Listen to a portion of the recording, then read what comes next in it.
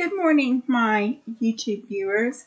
In this video, what we're going to be talking about is data structures, and we're going to use Python to cover those data structures.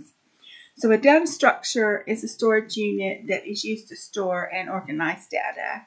It is a way of arranging data on a computer so that it can be accessed and updated efficiently. A data structure can also be used for organizing, processing, and retrieving data. There are different basic and advanced data structures that have been written into almost every program or software system that has been developed.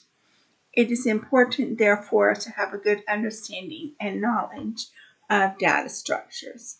So the first data structure that we're going to cover is the list. Lists are ordered, mutable, and can store heterogeneous elements. These data structures are ideal for creating dynamic arrays. So we've got a small little program to demonstrate the list. So my list equals a list of 3 integers, 1, 2, and 3, and then a string apple, and then true, which is a Boolean statement. So my list dot append 4. So you're going to add an element to that, and then you're going to print out my list. So it's 1, 2, 3, apple, true, and 4. So that's a list. Now in Python, a list and array is the same thing. They don't make a distinction between a list and an array. But you have a NumPy, which is a library that you can use in a Python, and NumPy will make NumPy arrays, but Python just has a list. Now we have a tuple. Tuples are ordered and immutable and can store heterogeneous elements. These data structures are useful for fixed collections of items. So we've got a tuple is 1, 2, 3, and then banana. And then it says print tuple 1. It gives you a 2. And the reason for that is because in Python, 0 is your first number. So if you print the tuple number 1, it's going to be the second element. And so they're ordered and they're immutable, so you cannot change a tuple.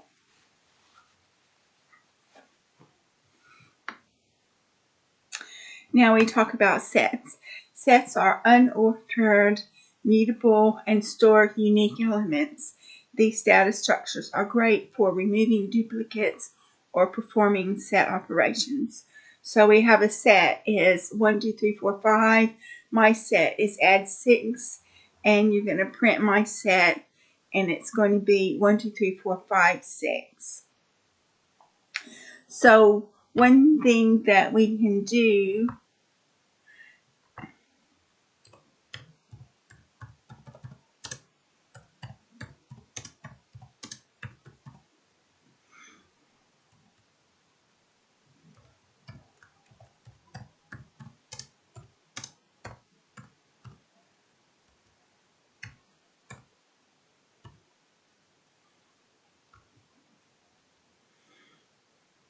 So my list says 1, 1, 2, 2, 3, 3, 4, 4, 5, 5, and my set equals set my list.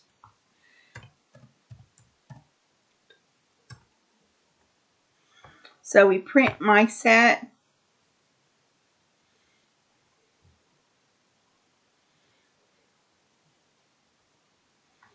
And then my set is 1, 2, 3, 4, 5. So you can see that just illustrates the unique elements in the set. And you can see that, which it didn't show it in the first example. That's why I wanted to make a second example.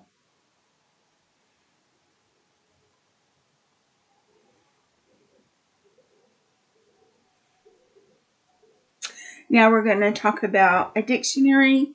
Dictionaries are unordered, mutable, and store key value pairs. These data structures are perfect for mapping relationships. So we have my dict. So name is John, age is 30, city is New York. And then we print my dict name, and the output is John. So that's a dictionary. Now we have a stack. Python does not have inbuilt stack data structures. Stacks are composed of lists or collections that follow the last in, first out, that's LIFO principle. These data structures are useful for undo operations and backtracking. So my stack equals 1, 2, 3, 4, 5. My stack append 6. So you're going to push an element, and then my stack pop, and then you're going to print my stack. So that's the last in is a 6, and then the first out is 5. And the thing is I use pop a lot in machine learning. And if you actually, I just want to see something.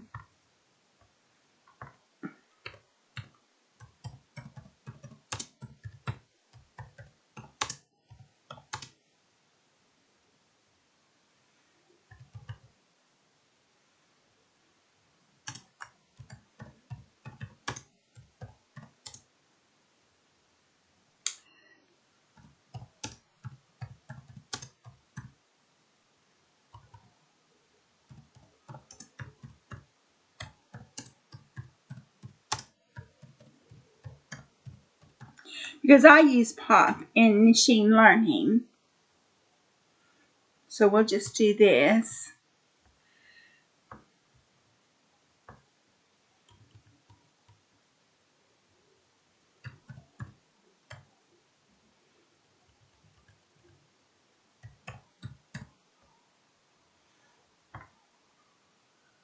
We'll say pop 3. So 1, 2, 3, 5. So what it does is it pops out the third element. But let's see what happens here. So it didn't work. So basically what it does is it pops out the third element. So if you just enter pop and you don't put an element in there, then what it will do is it will pop out the last element. But if you do put an element in there, then it will pop the element number that you say. But whenever I do machine learning, and this is to do with the data set, you can actually pop out an entire column, which I've done it in the past. But this lesson isn't to do with machine learning. I just thought it was interesting and I wanted to check it out. So another example of pop. So now we're going to talk about queues. Queues are collections that follow the first in, first out principle.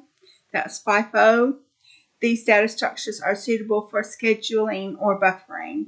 So now you have to use the collections library, which is an inbuilt library in Python. So from collection import DQ, my queue equals DQ 1, 2, 3, 4, 5. My queue dot append 6. So you're going to enqueue an element, and my queue dot pop left is DQ an element, and then you print my queue. So when you pop left, it takes out the first element. So first in, first out. So that's a data structure that you can create using collections library and the DQ function in the collections library. So now we have queues.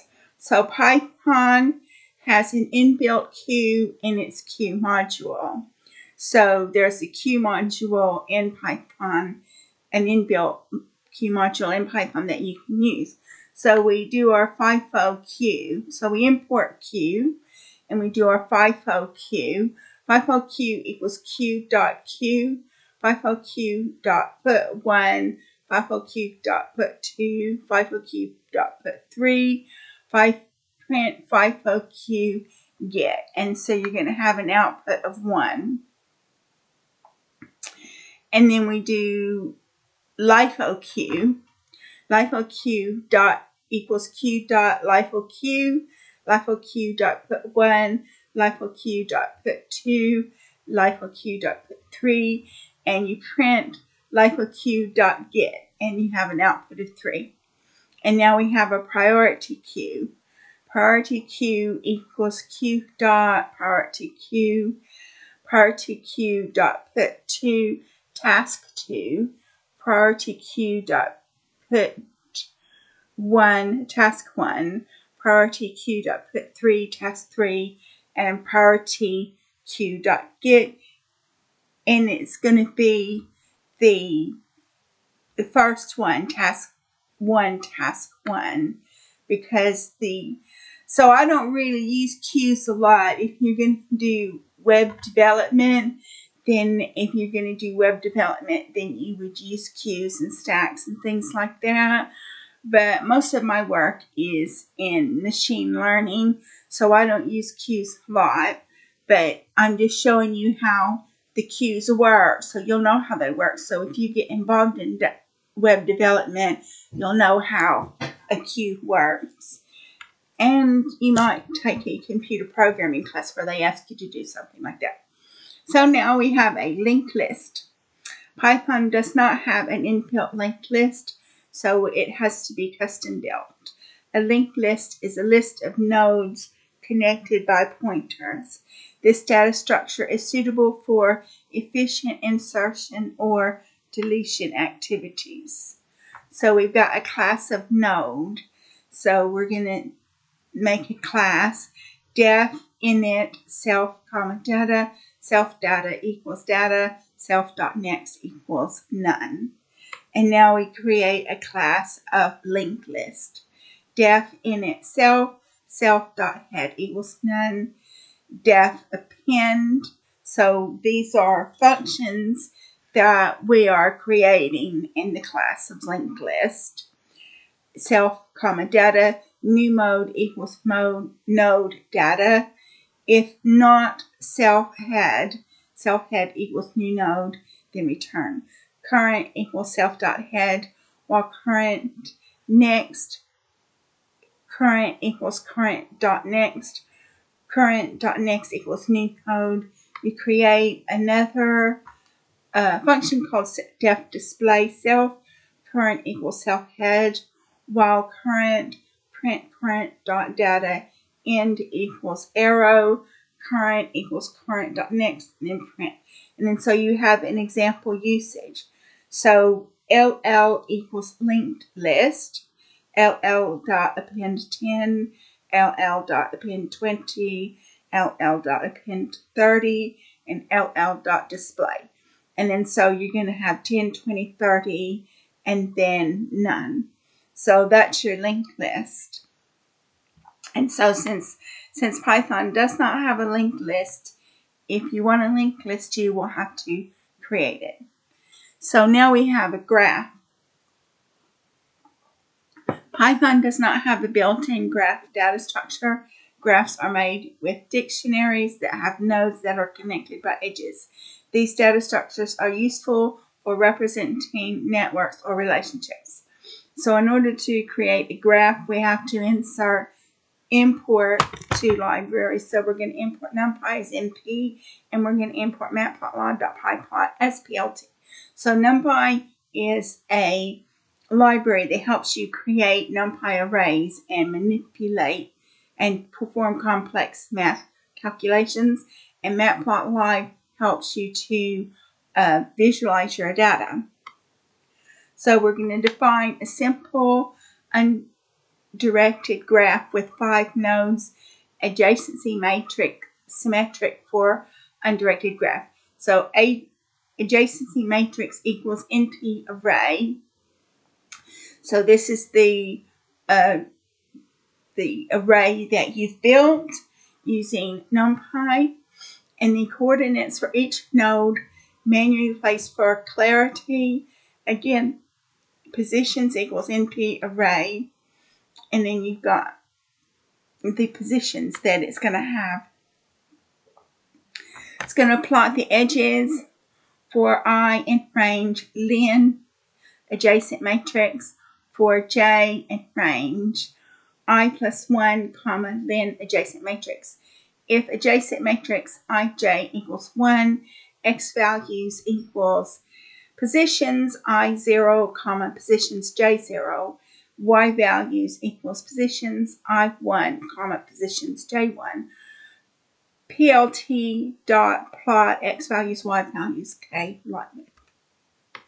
So now we're going to plot the nodes for I, x, y in enumerate positions. PLT dot plot x, y, o, marker size equals 10, color equals sky blue. PLT dot text x, y plus 0.1, comma, fi, comma, ha equals center, font size equals 12. PLT dot title, graph visualization using NumPy and Matplotlib. PLT dot axis is off, and PLT dot show, and this is the graph that we have created using NumPy and Matplotlib.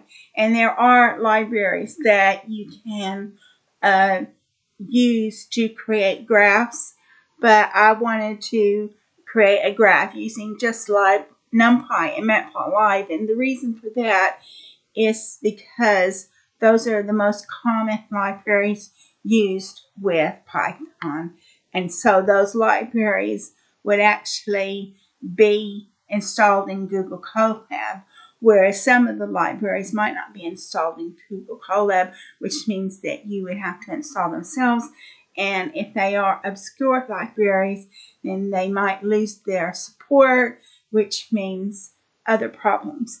But NumPy and Matplotlib are very common libraries to use. So now we're going to talk about trees. Python does not have an inbuilt tree data structure, so it must be custom built. Trees are hierarchical data structures with parent-child relationships. These data structures represent hierarchical data like file systems. So we're going to create a tree using NumPy and Matplotlib. We're going to define the edges as the parent-child pairs. So you've got your edges is an NP array. And then we've got our node positions. Index equals node ID. Positions is another NP array, and it gives you the different nodes. We're going to plot the edges for parent, child, and edges. X values equals position, parent 0, comma, positions, child 0. Y values equals positions, parent 1, comma, positions, child 1. PLT.plot X values, Y values, K line width. And then it says plot nodes. For I, X, Y in enumerate positions, PLT.plot X, Y, O, marker size equals 10, color equals light green, PLT.text, X, Y plus 0.1, comma, FI, comma, HA, center, comma, font size equals 12. PLT.title, binary tree visualization using NumPy Matplotlib. PLT.axis is off, and PLT.show, and here we have made a tree using just Matplotlib and NumPy. So you can see that we've made a tree. So we've covered some of the most common data structures. Some of the data structures are in Python, and some of the data structures are not in Python, which means if you want to use the data structure, you'll have to create it.